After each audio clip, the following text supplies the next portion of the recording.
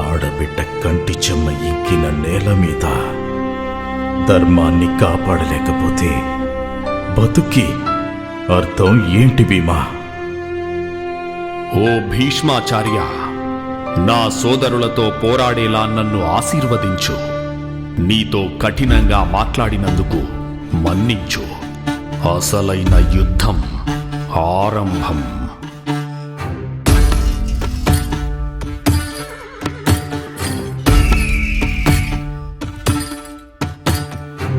పాండవులు కౌరవులంతా ధర్మ భూమిలో ఓ భారత మీద ఊరంతా రక్కసమరిణం చెదరాగొట్టేకి ఆ కృష్ణుడొచ్చిండా. ఓ యుద్ధం గెలిచే కండా సత్తు ఉన్నా